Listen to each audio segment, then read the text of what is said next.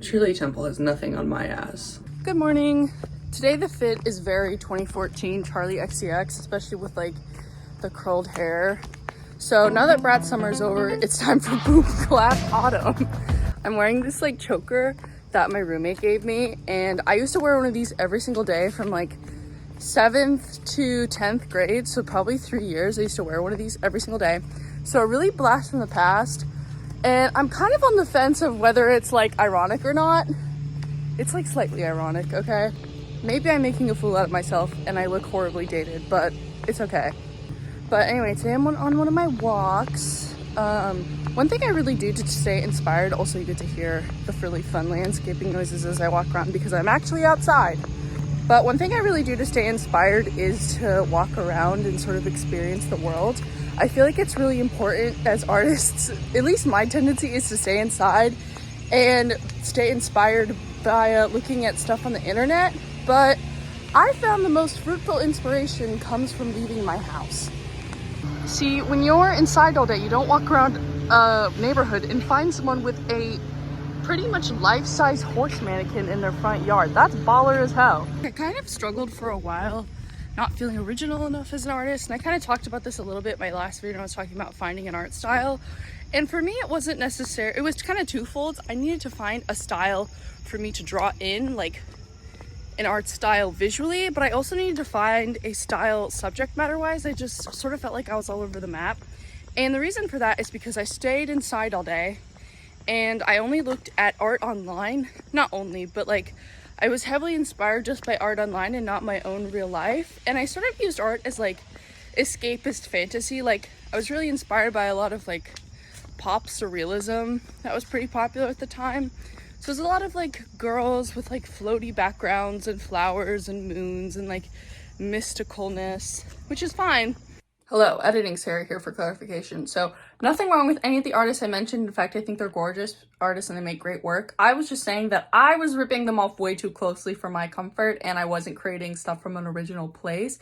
So no hate to those artists, they're original. I was the one who was like, I need to stop like loving these artists so much, but like not really thinking about making art for myself, rather just replicating what I'm seeing online, okay?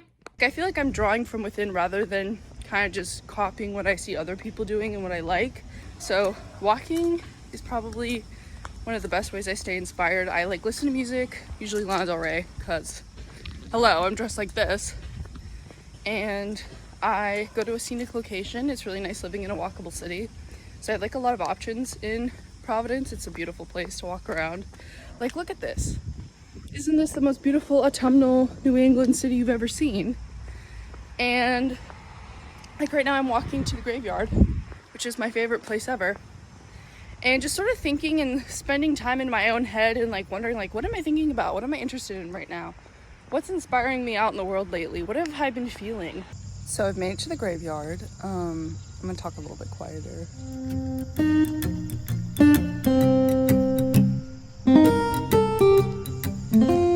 I'm a little iffy about filming in graveyards because, you know, I want to be respectful and everything, but this one's pretty old and all the tombstones around here are like dated in the 1800s, so it's not like anyone was buried last week. I don't know. I think graveyards are one of the most beautiful places on earth. They're so peaceful, and they actually used to be used as public parks like way back when, before we had public parks. So they're just a great place to come and hang out if you're scared of being viewed as a weirdo. I'm already a weirdo, so I'm fine with that. New England has some really great ones with like graves dating all the way back to like the 1600s, which is insane.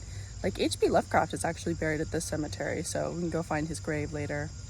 Right now I'm gathering reference photos. I think I might want to do like a series about graveyards. The leaves right now are beautiful and it's a really great opportunity to paint different kinds of foliage and like practice simple architectural designs.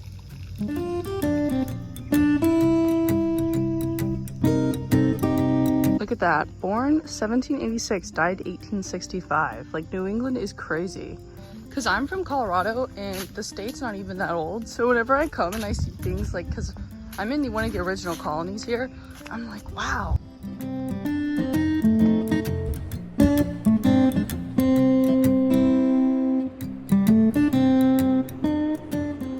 I have my pumpkin spice latte in my mug. here I have my journal. I try to write in it every day, but truthfully I'm a slacker. So I used to write in it every single day, but now I write in it probably like every 2 to 3 days, but sometimes I write every day. I think journaling is a really great way for me to keep myself accountable with my, not just with my art stuff, but with my life in general. It kind of keeps my brain organized. Like I said, I kind of have like, I call it phantom ADHD, where I have a lot of ADHD like symptoms, even though I technically don't have ADHD. So my brain is kind of like a buzzing beehive at all times, and having somewhere to sort of dump all my thoughts and sort of ruminate on things and sort of work through different things often generates ideas, keeps me sane. Plus, it gives you an excuse to buy hundreds of cute notebooks, and I am a fan of cute notebooks. I don't know where I got this one, but it's got like silver on the cover and dogs and seagulls, and it's kind of New England vibes, which I fuck with. Sometimes I do charts, lists, some people do bullet journaling, some people write in a narrative, some people write letters to an imaginary person or themselves or their mother or God or something. I don't know. There's kind of, the sky's the limit. You can kind of do whatever you want. Personally, I write it like it's a inner dialogue. A lot of people also feel like they don't write and they don't have something to say, but a lot of artistic practices encourage this. I read this book called The Artist's Way, and it kind of has a lot of spiritual stuff in it that I personally don't agree with because I'm an atheist, but I think that the way the book talks about spirituality, about creativity, is really helpful, and it kind of explains a lot of my feelings on my own art practice. So if you're more curious about different specific steps you could take, that book is almost a step-by-step guide on sort of my own artistic practice that I came up with intuitively, but that is like a very step-by-step basis on how to get inspired and stay inspired. That I've been doing a lot of those things in that book for years, so I personally didn't find it all that helpful, but that's great because I was just doing it naturally anyway. But in that book, they encourage you to write 3 morning pages, where you get up in the morning and just brain dump for 3 pages and see what comes up. And I definitely encourage that practice, or journaling practice of some sort. It doesn't have to be 3 pages. It can be 5 minutes. It can be a list of words. It can be affirmations. It can be prayer. It can be literally anything you want. You can also journal in your sketchbook. I know a lot of artists do like art journaling. I personally find it more helpful to sort of separate the two, where this is sort of my dialogue journaling, and then in my sketchbook I do a lot of note taking about ideas, concepts, feedback, critique, notes, things like of that nature. It's more lists and words, where this is more like thoughts. Because my room is a shoebox, anytime I put like anything on the floor or on my bed, it instantly looks like a nuclear bomb has gone off and it's exploded. So I have to clean my room daily, if not twice a day. But maybe that's good for me because I'm a very messy person, and forcing myself to clean my room every day is probably gonna help fix that. I find I make better art when I'm kind of on top of my shit.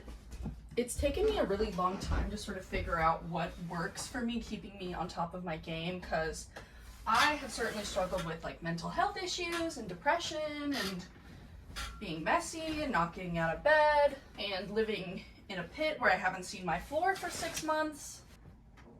I do have to say, making my bed every morning does make my life better.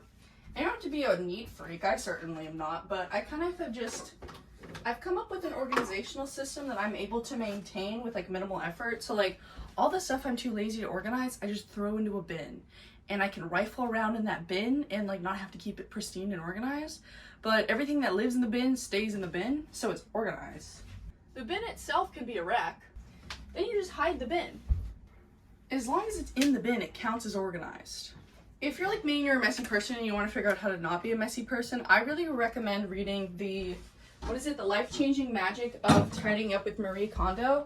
That book is genuinely life-changing. I also really like A to Z minimalism on YouTube. I'm not a minimalist. I mean, clearly, look at my room. As someone who likes a lot of clutter, it was hard for me to like look at decluttering content without feeling like it was shaming me for liking stuff and liking shiny things and collecting things and wanting to live in Howl's Moving Castle. It's inspiring without being shaming. Their philosophy to minimalism is just sort of, getting rid of everything that doesn't spark joy, but that really means like leaving room, like getting rid of the stuff that's kind of mid, so you can get more stuff that you like fully and enjoy to the max. My main thing I hoard is definitely clothes. I'm a fashionista, what can I say? I need to do my laundry so bad. These are the cards I made for my board game design class. Oh my god.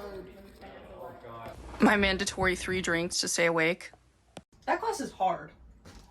Having to come up with a new board game every week, like from scratch, is proving to be more difficult than I thought it would be. Because when I signed up for that class, I thought it'd be like, redesign Monopoly, like design a card game deck. It's like, no, come up with an original concept for a board game that no one's ever heard of before.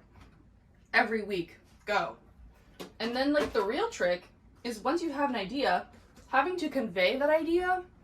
So, you know, like when someone else is explaining a board game to you and you're like tuning out and you're staring at the sky and you're like, okay, I don't care. So imagine having to explain a board game to someone like that. However, you don't have the board game, so you can't give them any examples on how to play. Because like normally when I play board games, I don't understand them till I've played a round of them. So imagine trying to explain the rules to someone, but you're making up the rules as you're going. Okay, my room's clean-ish.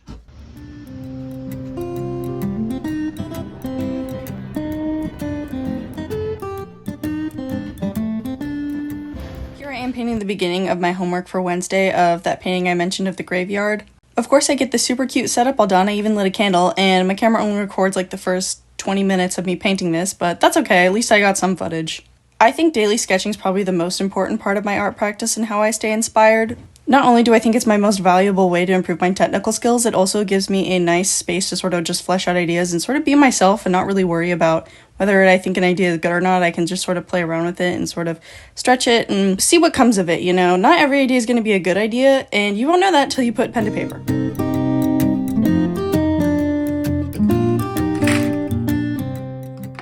Look at how ridiculous this brush is that I have to use because I decided to paint this small.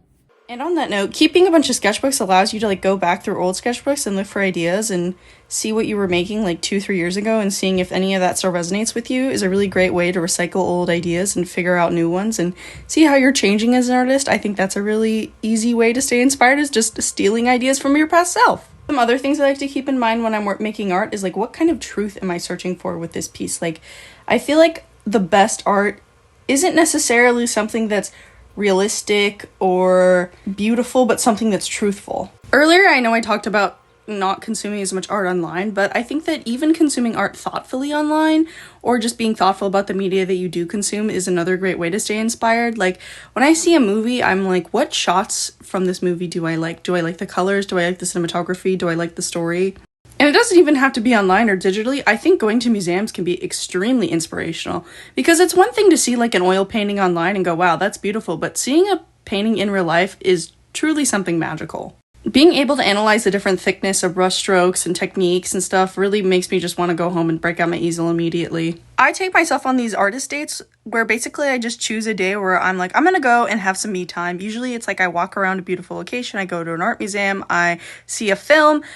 And none of this has to cost any money. In fact, I encourage you to be creative and do things that are free. Like, the best artist dates are walking around and finding free things to do, bringing your sketchbook and just going to a weird location. Like, I really like to challenge myself to get better at perspective, so I walk around my neighborhood and try to find old cars and draw those, or I go down to the pier and I draw boats. You're an artist, be creative. Go find out what inspires you. Go to a local museum. Museums are probably the best place to draw. Like, I love drawing taxidermy. That's the best place to draw animals. You can go to the zoo. You can go to botanical gardens, whatever you like to draw. I really love going to the mall and drawing random strangers. You kind of look like a creep staring at people and drawing in your sketchbook, but thankfully I'm like, you know, a teenage girl, so I don't think people find it too threatening that I'm staring at them. So just, you know, be a little mindful when you're in public about staring at people and drawing them. But if you're really bold and brave, you can ask people if you can draw them. I have some friends who've done that. And I've done that in the past too. It's kind of like I have to read the vibe things. Be safe, please be safe, always. But I draw people in secret like a creep, so that's another option. Challenge yourself. Go on an adventure by yourself, bring your sketchbook, see what you can end up making. So, reached the end of the video. Hope you enjoyed. If you have any ideas for like artist dates or something that you like to do and you want me to know about them, put them in the comments so I can read them. But if not, I hope I gave you some ideas. Hopefully I inspired you to get out there and make art that's cool and have cool experiences to make art about. I'll see you in the next one. Bye!